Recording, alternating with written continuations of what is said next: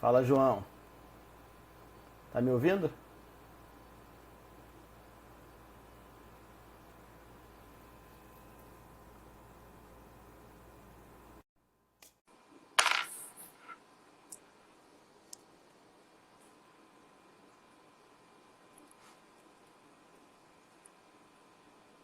E aí?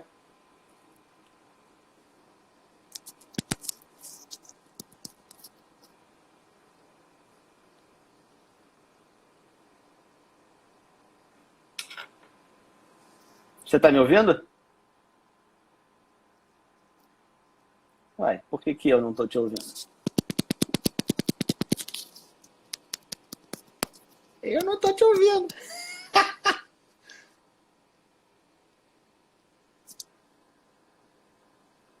Peraí. Fala agora. Gente,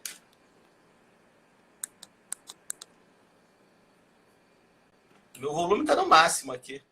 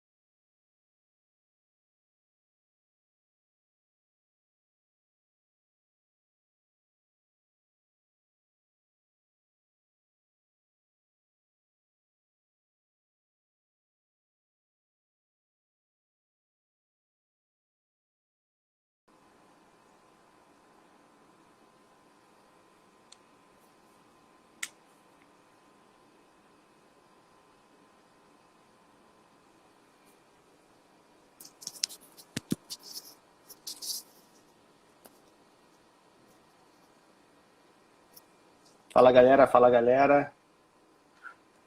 Só esperando o João entrar aí pra gente começar. Tá todo mundo me ouvindo bem?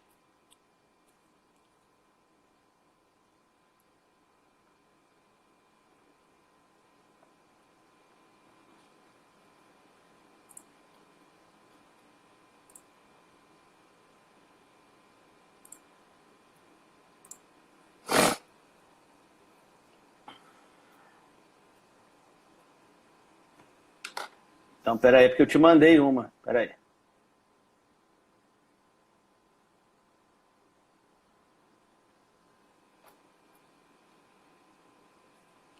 Eu te chamei agora, foi? Caramba, eu não tô te ouvindo. Como é que a gente vai fazer isso? Caraca!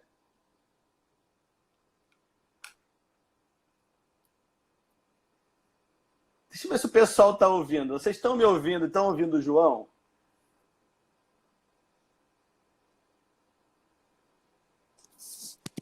Tá no máximo.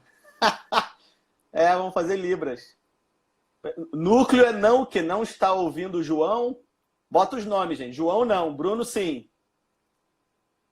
É, o negócio é contigo, João. A gente faz o seguinte. A gente finge estar falando qualquer coisa aqui durante uma hora e depois bota a legenda.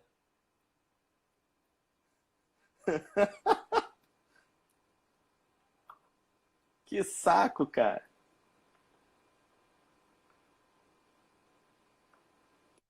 Aê. Ó, tá me ouvindo? Agora, cara, estourou meu tímpano. Ah, é? Ah, beleza. Eu não sei o que eu fiz aqui. Eu mexi nos botões de volume. Não, ele tá me ouvindo agora. Bruno, tá me ouvindo? Agora tá ouvindo os dois. Tá ouvindo os dois. Ah, o Jair tá ouvindo os dois. Obrigado, Jair. Tá. Domingos. Domingos, Um segundo. Fora Bolsonaro. Mas respeita seu presidente, rapaz. Tá, pelo amor de Deus. Foi. Oi.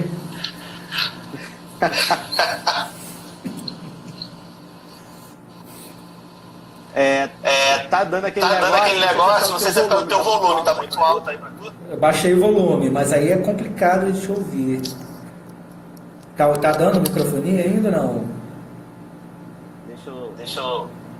Eu ouço duas vezes, mas tudo bem. Não sei se o Não pessoal, sei se o pessoal me ouve duas vezes. Eu não estou podendo usar o fone. A gente vai assim. Tem problema.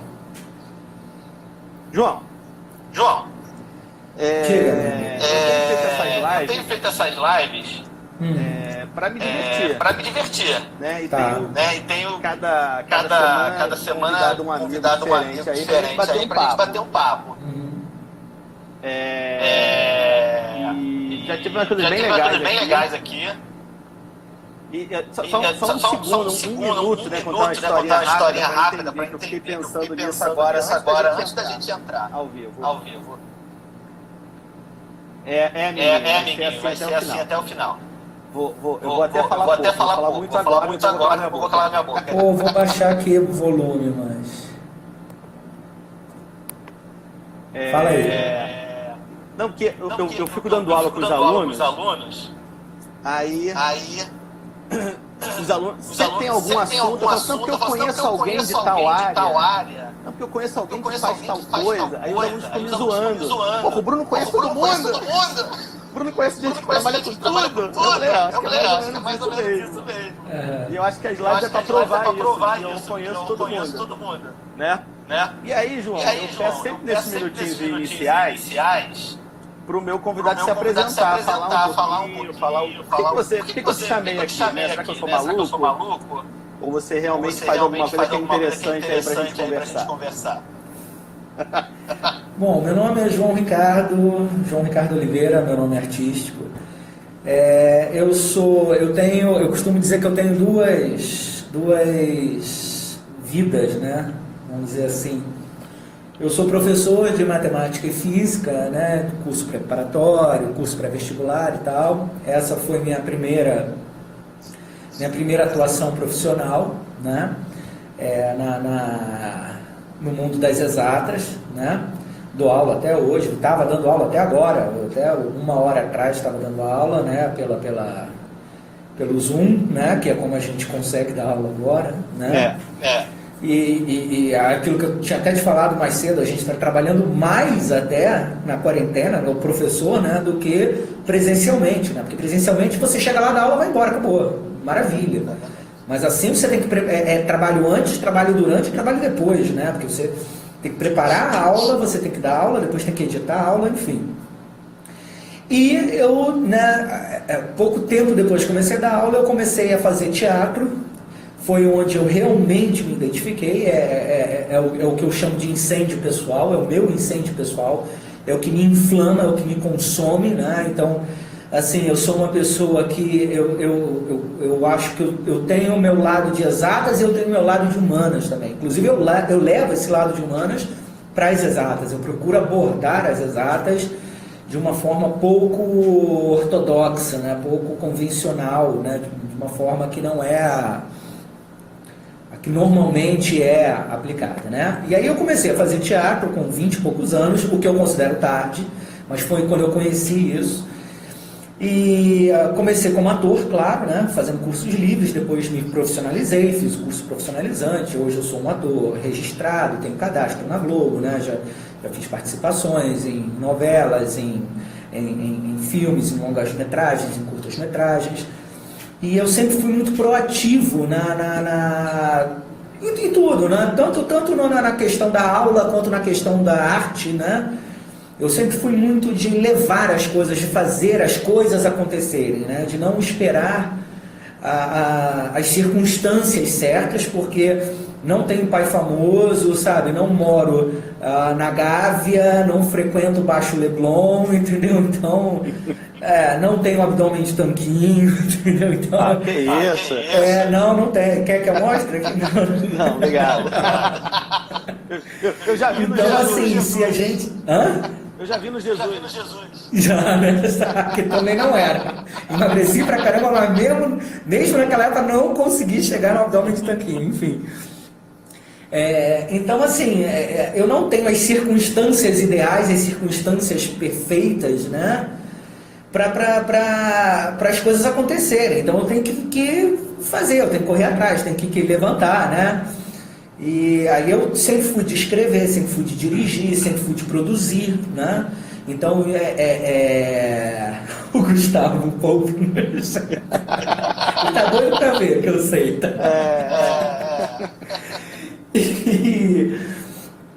E de uns anos pra cá, né? Eu fiquei muito tempo no teatro fazendo isso, né?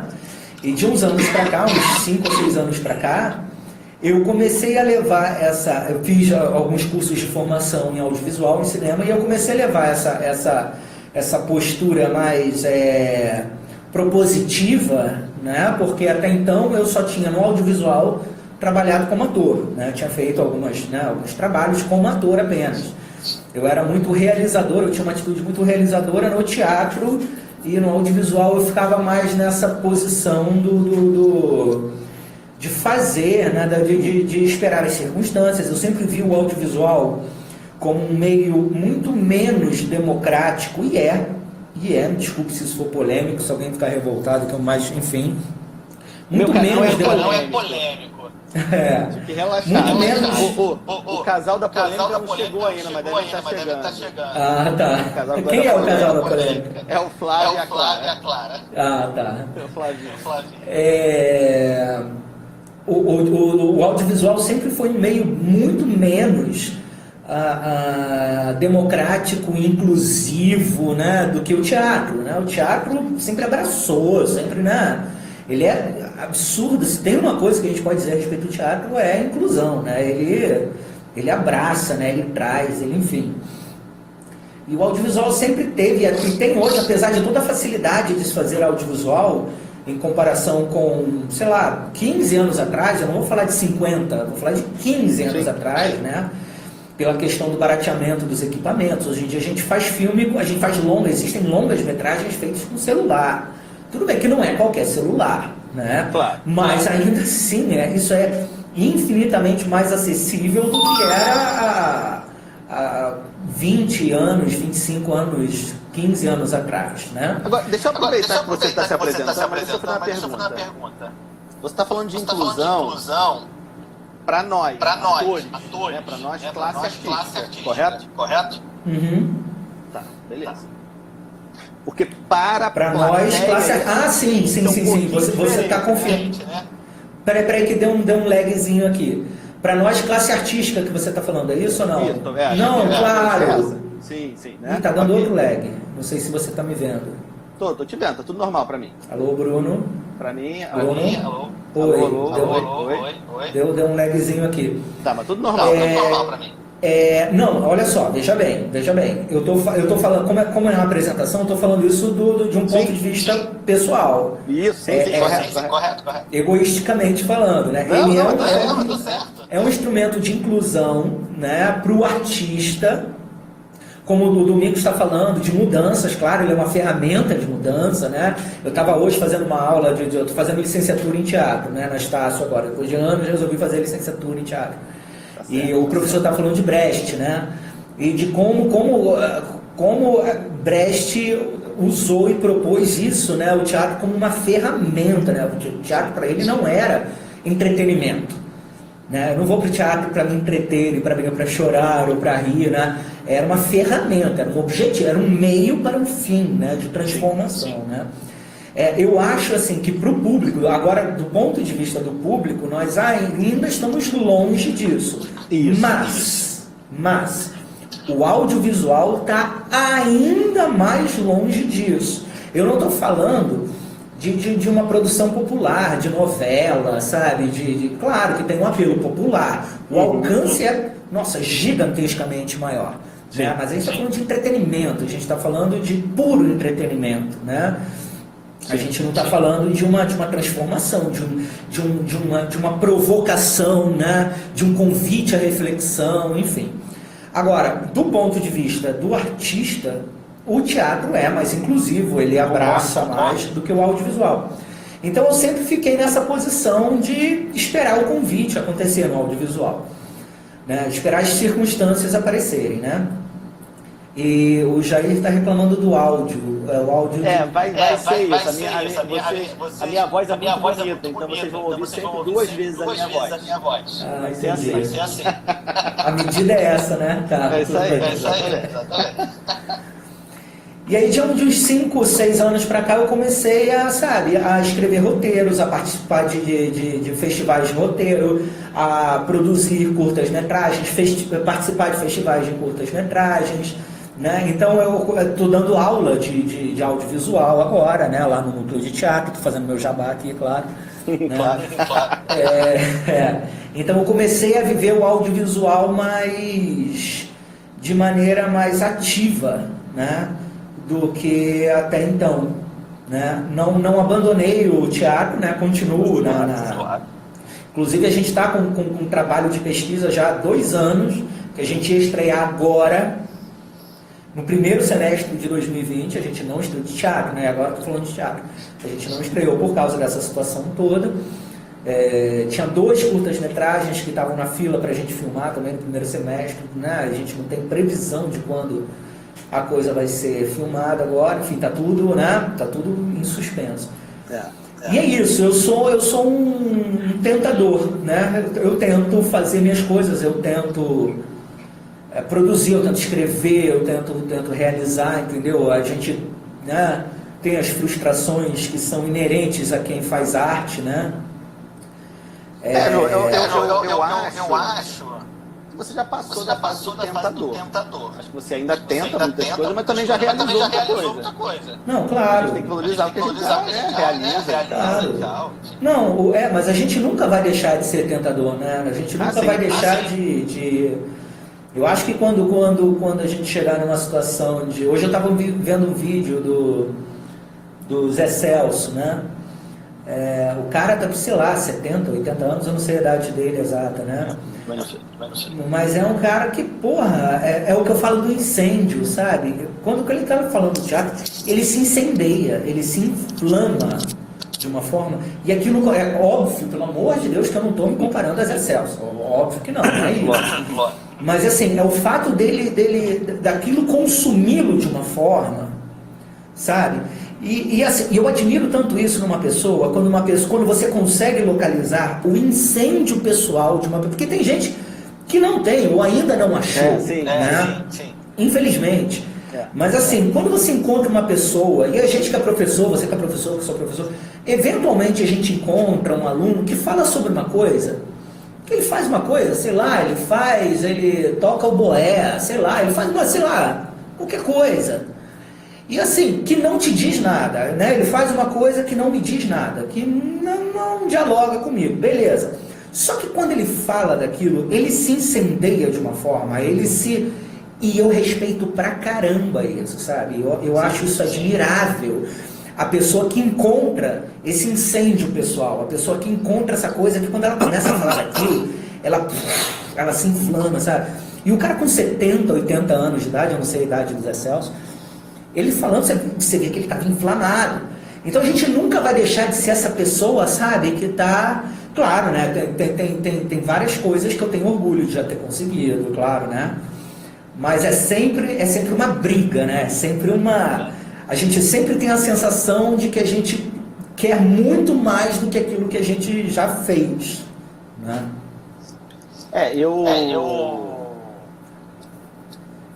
Eu acho que o meu incêndio, agora eu fiquei filosófico, pessoal, fiquei filosófico. Mas eu acho que é a história, né? Engraçado, é um mistério. Né?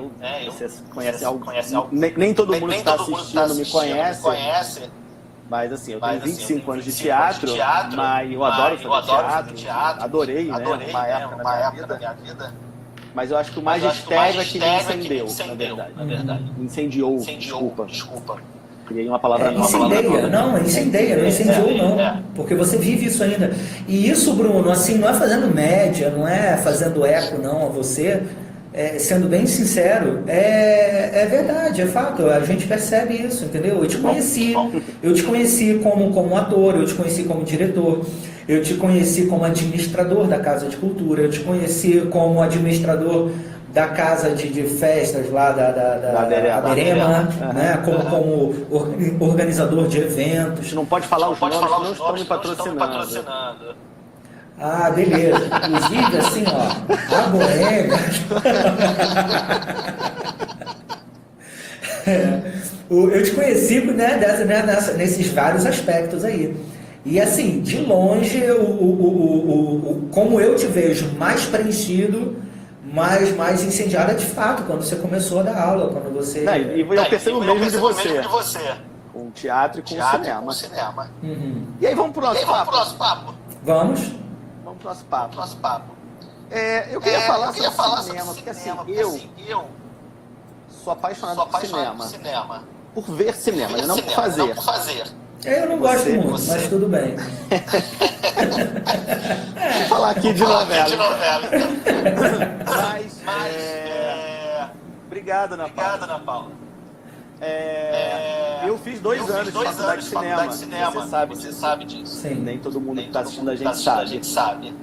E depois larguei, porque eu não ia trabalhar com aquilo, não ia fazer aquilo. Mas até hoje eu sou fascinado por cinema.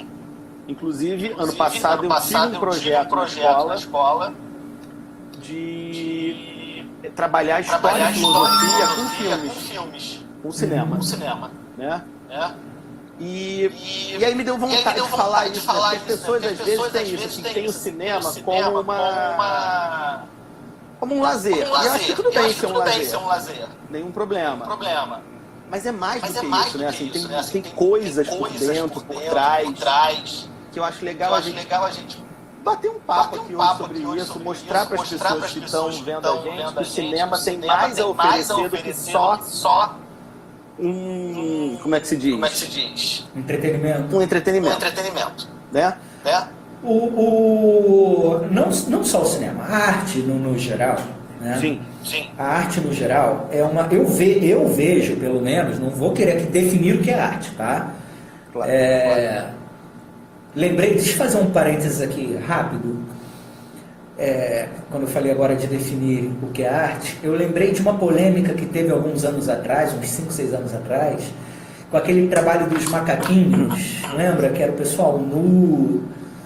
Sim. Né? Um enfiava o dedo lá no negócio do outro, né?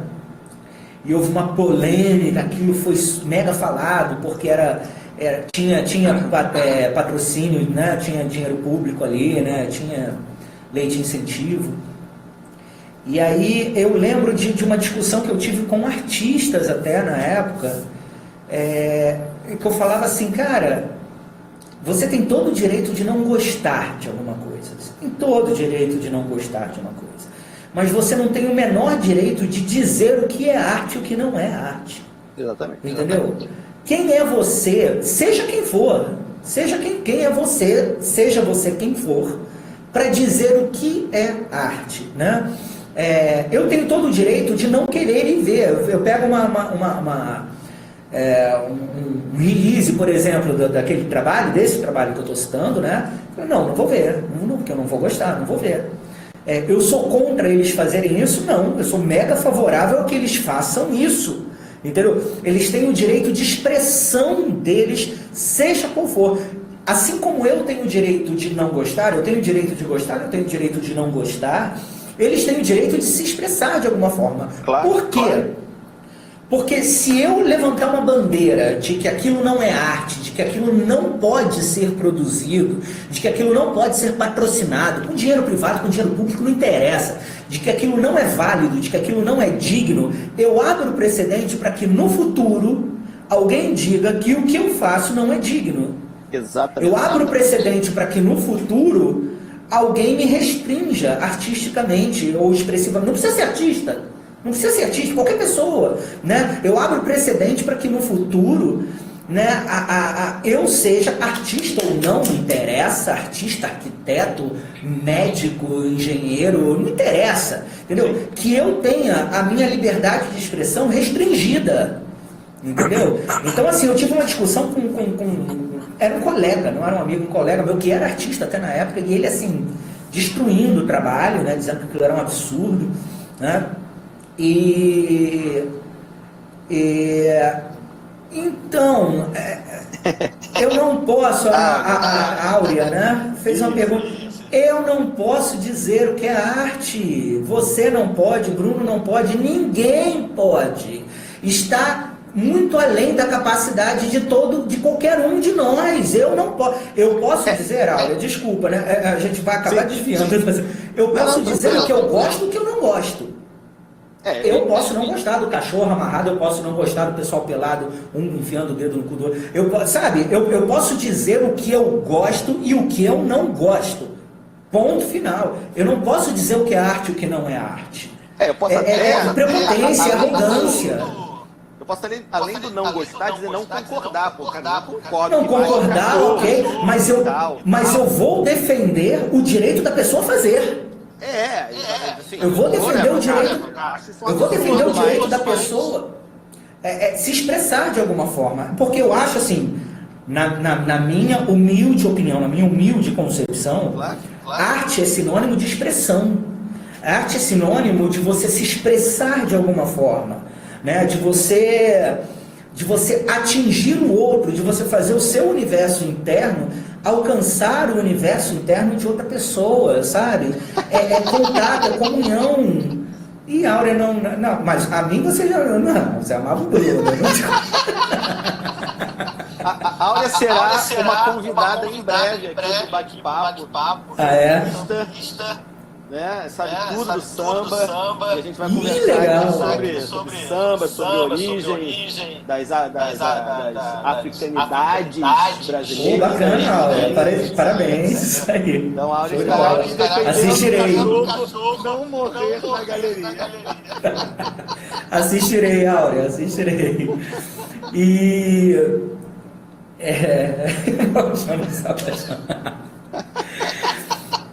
e assim, respondendo a pergunta que você fez lá atrás, que eu dei uma volta, fui falar dos macaquinhos, né? Tranquilo. Eu vejo a arte como uma maneira de expressão, sabe? E quando você dá para uma pessoa que está numa situação de exclusão, está numa situação, né? É uma pessoa que tem dificuldade de se colocar, de se expressar, de opinar, né? Eu estou falando de um adolescente, eu estou falando de uma pessoa que mora numa comunidade, de uma pessoa que mora na periferia, né? Ou de uma pessoa de terceira idade que tem uma vida solitária, entendeu? Tem uma vida com pouca conexão, sabe? Quando você dá para essa pessoa a oportunidade de se expressar de alguma forma, e a arte, mais uma vez, na minha opinião, na minha concepção, é isso, é expressão, né? Ela é uma ferramenta transformadora, não só para o indivíduo, como para o mundo, né? Enfim, não sei se eu te respondi, não sei nem se eu lembro a tua pergunta também. A gente veio falar de cinema, a gente tá falando de arte, mas tá ótimo. Porque não dá para dissociar, né? Por exemplo, vamos lá. A minha formação, como eu estava falando na apresentação, é como ator, né? Tudo começou eu como ator, né? Ao longo do caminho eu fui produzindo, eu fui escrevendo, eu fui dirigindo, né? E hoje eu ainda atuo. Hoje a atuação ainda me move, ainda me empolga, mas não é de longe o que mais me empolga.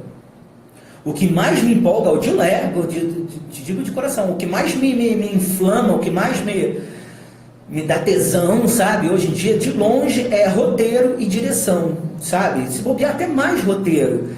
Porque eu acho que é onde justamente você tem mais possibilidade ainda de, o que a gente estava falando até agora, se expressar, se colocar, sabe? De atingir o outro. Quais são minhas experiências, quais são minhas emoções? Estamos precisando de bons roteiros. Sim, falando, né, entrando agora em cinema, mas em teatro também, né? Sim. Mas especificamente cinema, eu defendo isso e acho que você concorda comigo. Um bom trabalho cinematográfico, 70% é um roteiro.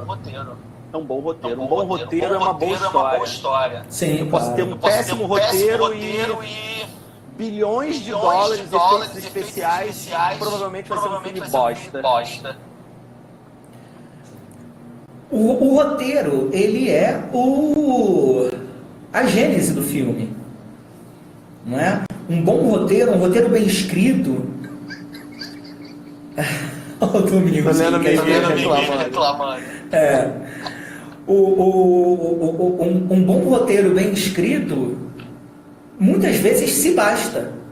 Sim, né? sim. Você lê um roteiro bem escrito, ok. Né? Então a gente não precisa filmar, não precisa da produção, não precisa do ator, não precisa da locação. Claro que precisa, óbvio, né?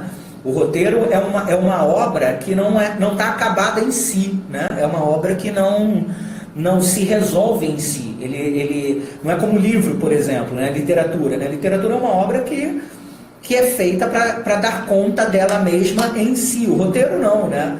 O roteiro é uma fase.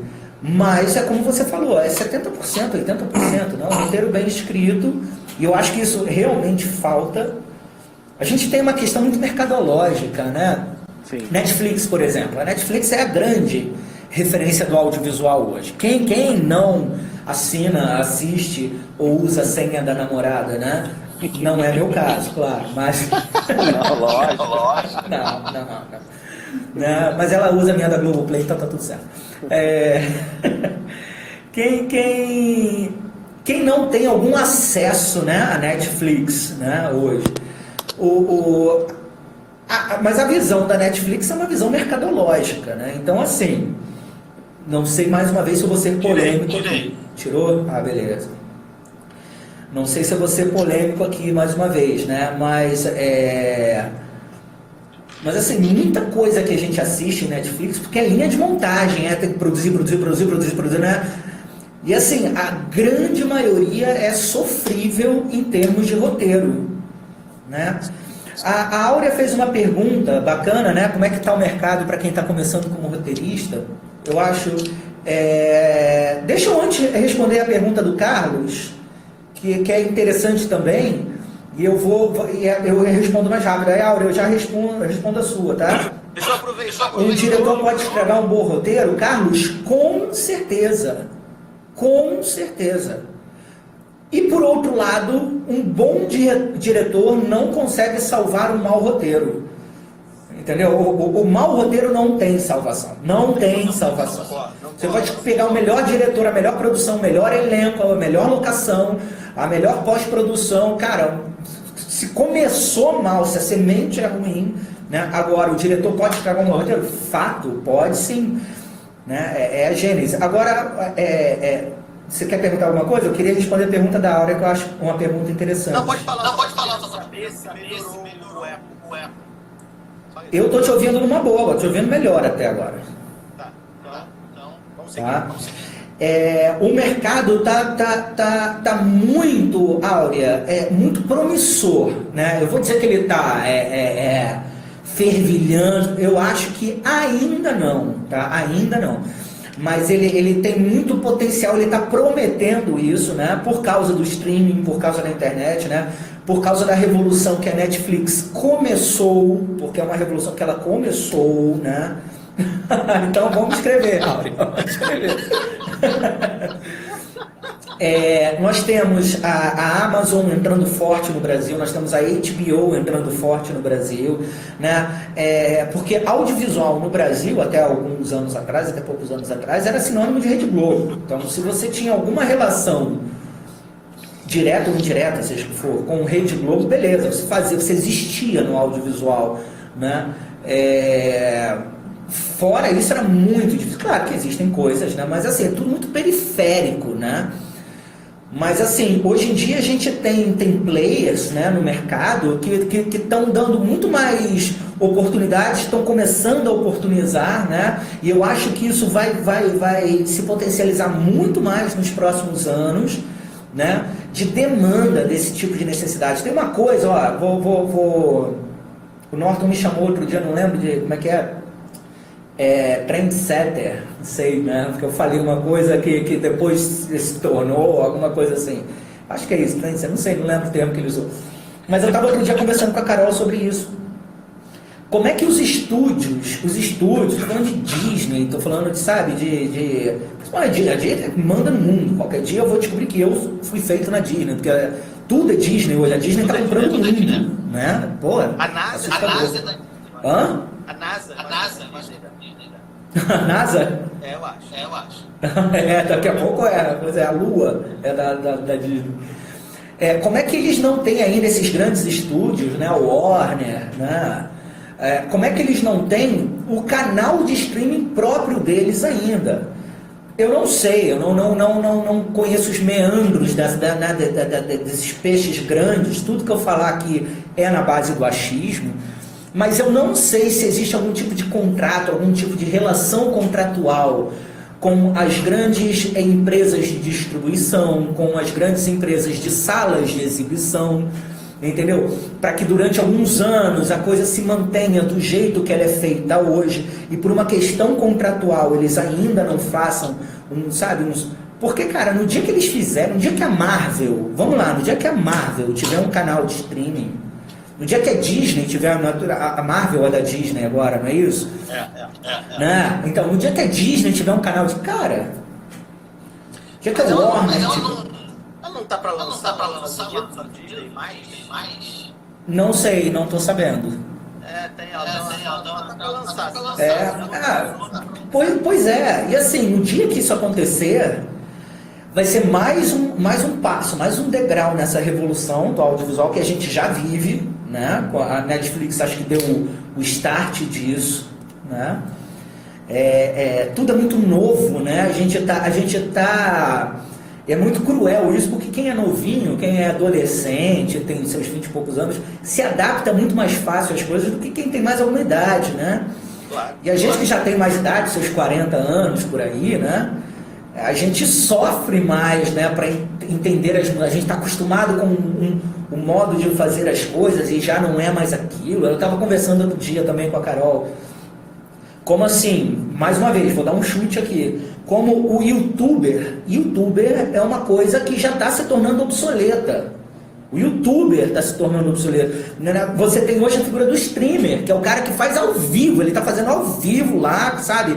E editando ao vivo e fazendo, né, switch de câmeras ao vivo, né? E o cara que grava e sobe. E então as coisas estão se tornando obsoletas de maneira assustadoramente rápida, né? O Minguinho deu uma ideia. Eu tenho uma pergunta para você aqui. Só que tá espelhado, né, cara? João, eu tô tendo que ler de trás pra frente, eu não sou semi-analfabeto não, tá? João, você gostou de Super Xuxa contra o Baixo Astral? Cara, Guilherme Caram é uma a gente tá falando de ser velho, né? Aí tu traz uma referência dessa, que a galera nova nem sabe que porra é essa. A galera nova não sabe nem quem é Xuxa. Do Zé Domingos que deu a ideia, sabe? Sim. Não, a Carol falando, eu amei, não, mas é muito... É uma cópia descarada do Labirinto, aquele filme com David Bowie, se eu não me engano, né? Labirinto, a magia do não sei o que, em português tinha um subtítulo, que foi um filme que marcou minha infância, né? O Super Xuxa é bem plágiozinho, né? Mas enfim. Mas é um clássico. É um clássico do cinema nacional, Cidade de Deus do caramba.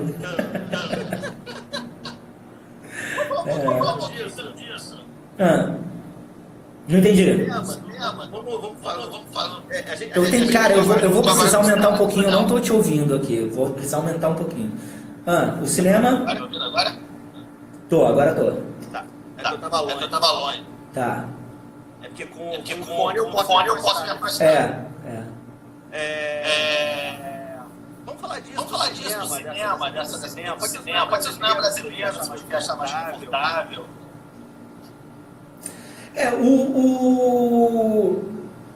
O cinema brasileiro, ele tem, né, historicamente, ele tem muitas...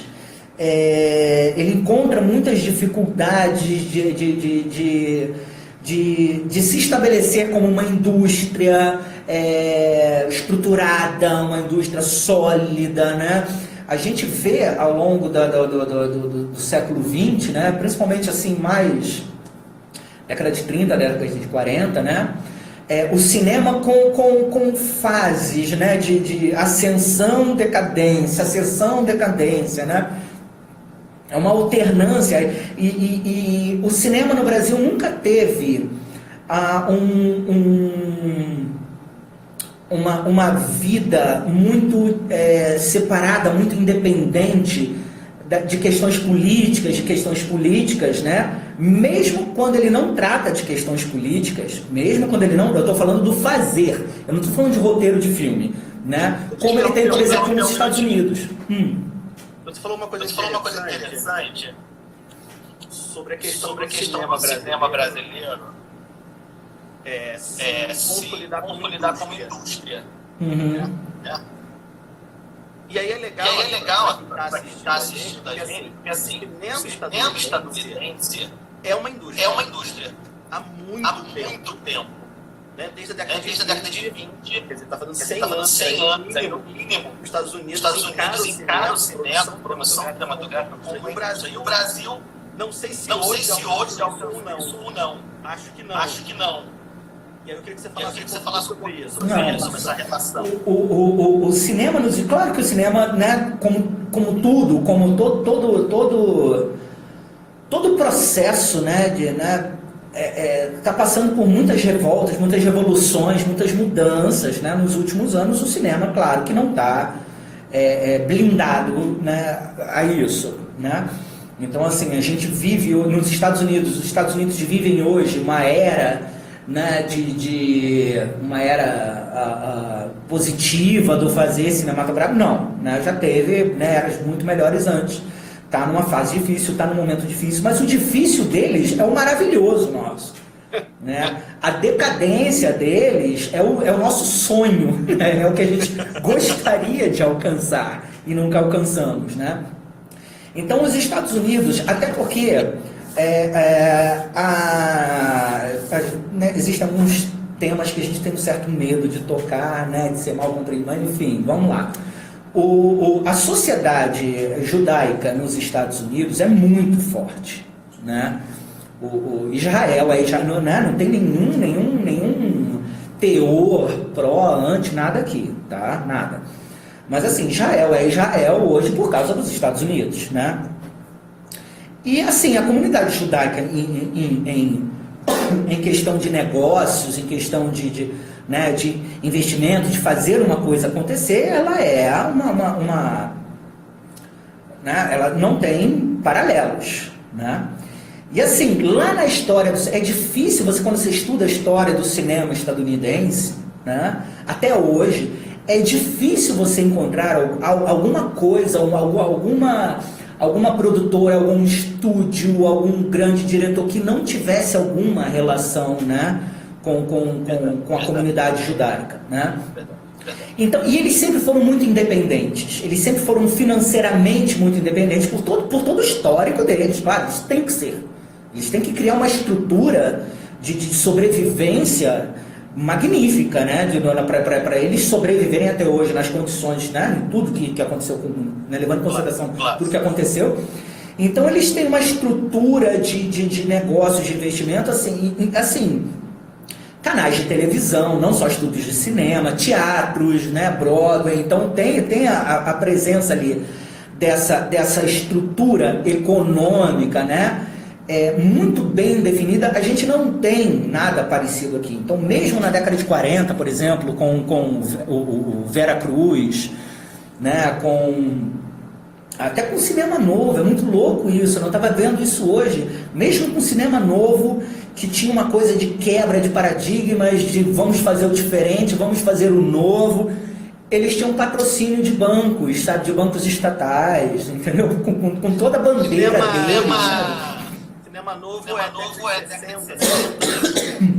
um pouco antes, 40, década de 50, a gente já tem Glauber Rocha, Nelson Pereira dos Santos, né? Então, mesmo um cinema que se coloca, né, é o revolucionário, estou falando de Brasil, né, agora. A gente tem essa coisa dessa dependência do Estado. Isso é uma coisa boa, não é? Isso é uma coisa certa ou errada? A questão não é discutir isso, né? A questão como ela é assim, né? Nos Estados Unidos, por exemplo, se eu sou um empresário e eu tenho 10 milhões de dólares na minha conta, que estão ociosos, que eu não sei onde investir, eu posso investir num filme. Hoje não é muito, mas até algumas décadas atrás isso acontecia, né? Eu invisto dinheiro no filme, eu, pessoa física, invisto num filme, o cara me promete 20% de lucro, depois 25% de juros, né? De juros depois. E aí eu comparo isso com as taxas de juros, né, que os bancos oferecem, que a bolsa oferece. Pô, isso vale a pena, eu invisto no filme. Então, cinema nos Estados Unidos é investimento. Aqui no Brasil, nunca, né, foi esse tipo de... Aí tem muita gente, até de má fé, que cita esse modus operandi estadunidense como argumento para criticar a presença do Estado na produção cultural brasileira. Eu estou falando de Ancine, eu estou falando de Lei Rouanet, eu estou falando das leis de incentivo. Então, muita gente, né, com essa visão mais, mito, né, enfim, essas merdas, o Idaí, né? Idaí agora é a resposta padrão para tudo no Brasil, né? Idaí, nosso presidente usou a resposta Idaí, agora Idaí vale para tudo, né? É isso aí. Enfim, então muita gente assim, que eu só posso achar que seja má fé mesmo, né? Usa a realidade estadunidense como um parâmetro, né? Como uma referência para criticar a produção cultural brasileira. Mas, cara, são realidades totalmente diferentes.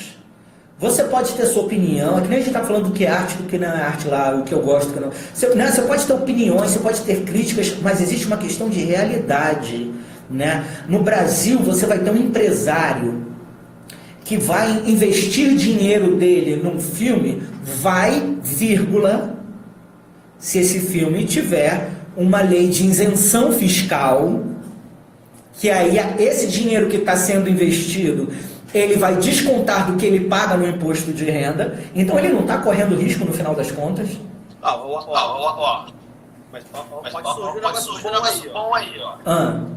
O velho da Havan pode te contratar para fazer patriótico. Ah, vai. Com certeza. Responde a pergunta do Minguinho aí. Qual é a pergunta do Minguinho? Tá embaçado aqui. Quer que eu leia pra você? Quero. De que forma ele fala sobre o movimento conservador no Brasil, né, atual. E aí ele fala assim, de que forma o cinema pode ajudar a combater isso e até que ponto também acaba reforçando essas negativas. Olha, são duas perguntas aí, né? Até que ponto o cinema pode ajudar a, não lembro exatamente, a combater, né? Enfim, eu acho, Domingos, que para o cinema combater isso, ele teria que ter uma postura muito mais ativa, muito mais forte, estabelecida hoje do que ele tem. Hoje, eu acho que o audiovisual, a arte como um todo no Brasil, está muito mais paciente do que a gente. Ela muito mais sofre do que causa a transformação. Nós estamos sofrendo ataques e limitações sistemáticas e diárias, entendeu? É muito difícil. A Ancine, por exemplo, parou. A Ancine parou. Quer ver uma coisa? O que a gente estava falando de arte antes, o que é arte, o que não é arte, o que eu gosto, o que eu não gosto. Vamos lá.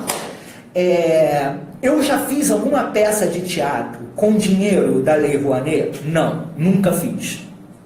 Eu já fiz algum curta-metragem com dinheiro da Ancine, do Fundo Setorial Nacional? Não, nunca fiz.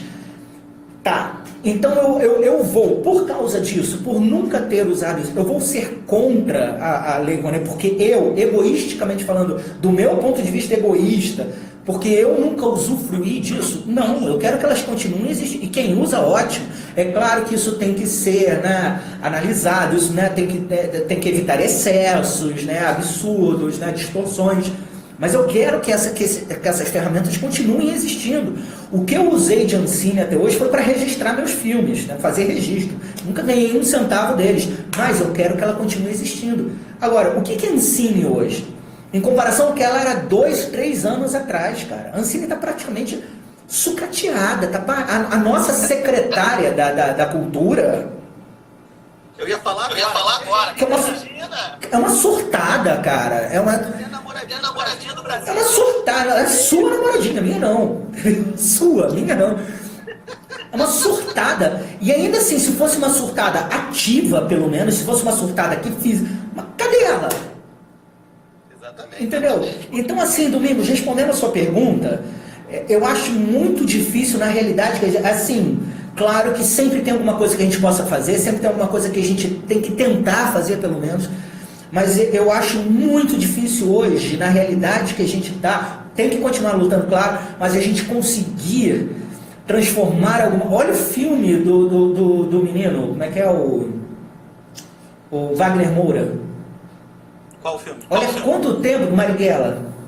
Ah, sim. Olha a novela que tá isso, cara. Exatamente. Entendeu? Então, assim, são esses movimentos de ascensão e decadência. E hoje, inegavelmente, a gente vive uma fase de decadência por causa desse conservadorismo, né? Rapidinho, só fazer um adendo. Claro. Sobre isso, né? A galera que é contra, né? Fala assim, não, guerra é uma mentira, né? O cara tá no filme, dizendo que aquele assassino é um herói, né? Já deve ter esse argumento. Mas é o mesmo cara, eu vou dar um exemplo aqui de uma ficção. É ficção, mas é uma ficção baseada numa guerra que aconteceu. Certo. O cara vê Rambo. E acho que tá tudo bem, os Estados Unidos tá se dando bem na guerra do Vietnã. Que o Rambo sozinho venceu a guerra do Vietnã, né? Tem isso, né? Os Estados Unidos não venceram, mas o Rambo venceu. Assim, claro, uma comparação aqui, uma brincadeira. Claro. Mas é isso, o cinema é uma arte. O cinema, como você falou, né? A arte expressar. Então é lógico que o filme vai expressar uma história, uma visão daquele artista, de artistas. E que eles podem ter alguma preocupação com suposta verdade, que a gente pode dizer que é verdade, é uma discussão filosófica, e pode não também. Porque toda obra é baseada em... Então, assim, esse argumento estão transformando um assassino em herói, são um argumento tão vazio, tão preconceituoso com a arte. Eu tenho algumas coisas a dizer assim, em relação a isso que você falou. Primeiro, eu tenho um grande mestre no teatro, na minha estrada teatral, que é o Júlio Adrião, né? E o Júlio, ele fala uma frase que eu sempre lembro dessa frase, eu já citei quando dou aula de teatro, quando eu estou dirigindo uma peça, essa frase virou um lema para mim. Ele diz o seguinte: o contador de histórias, ele não tem compromisso com a verdade, ele tem compromisso com a história. Exato. Entendeu? Então o contador de histórias, né, ele vai fazer concessões, ele vai fazer... Até porque, vamos lá, o que é a verdade? Né? Eu não acredito, por exemplo, as pessoas falam assim, a Globo não é isenta. É engraçado que isso é unanimidade, para quem é de direita, para quem é de esquerda, né? Todo mundo concorda, a Globo não é isenta. Né? Bruno, olha, mais uma opinião polêmica aqui, eu não vejo o menor problema da Globo não ser isenta. O problema não é esse. Porque eu não acredito em isenção, não existe isenção.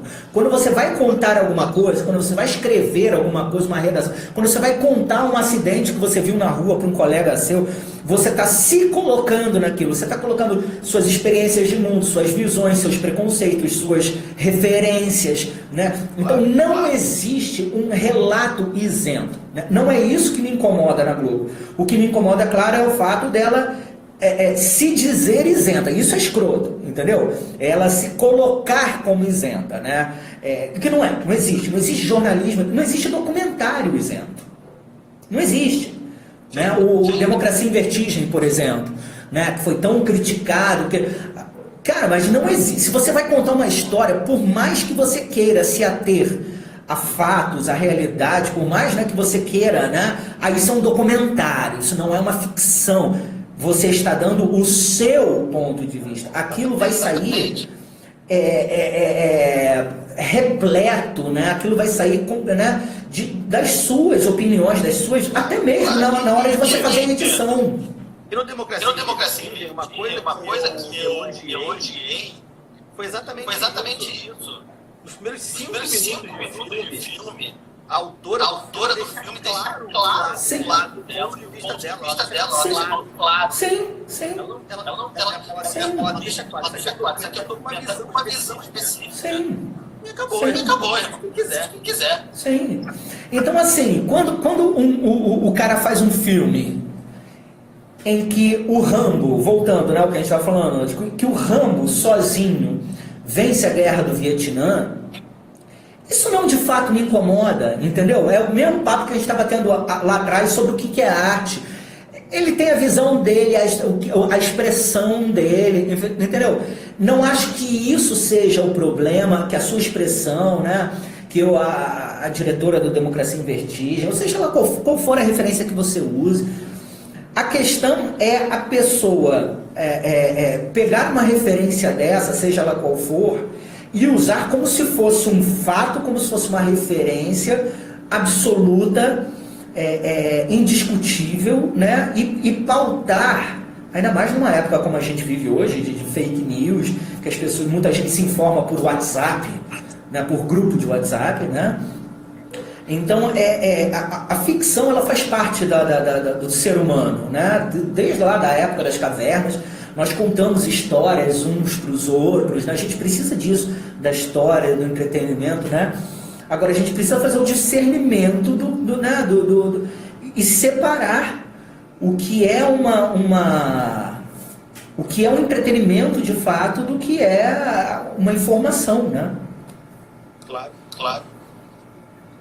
João, a gente está acabando nosso tempo, parece. Já?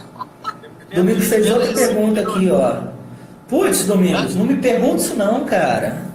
Porra! Qual a projeção? Ô Domingos, 2 anos, nossa senhora. olha só, se alguém vai salvar o audiovisual, né? É porque o cinema olha a matemática aí. O cinema é um subconjunto do audiovisual, né? O audiovisual abrange bem mais coisas, né? Mas assim, Domingos, se alguém vai salvar a gente, são os canais de streaming, sabe? HBO, Amazon, sabe?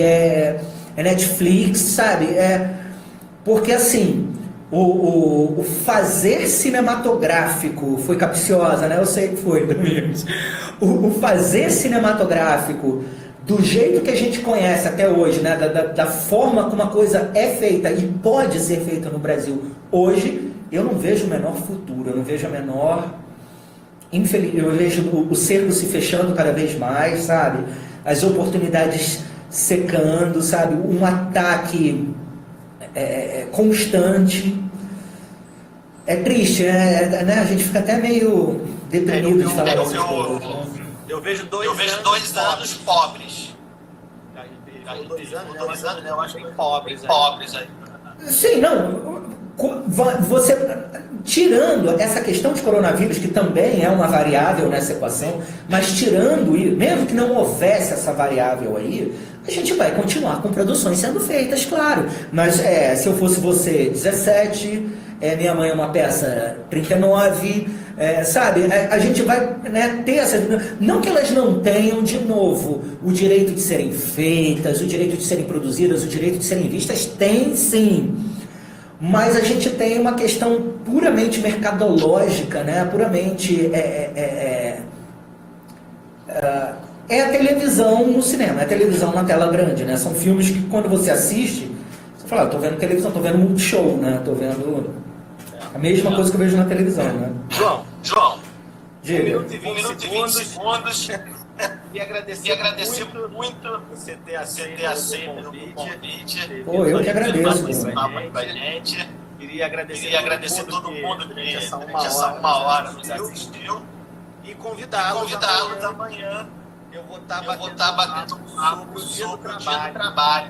Do trabalhador. Batendo um papo aqui amanhã também, 7 da noite. Carlos Albuquerque. Ah, o Carlos. Palavras, 50 segundos. gente. Político. Tá, eu que te agradeço, Domingos, agradeço pelas suas perguntas também, foram bem pertinentes. Queria te agradecer, queria agradecer a todo mundo que assistiu. Queria dizer que nós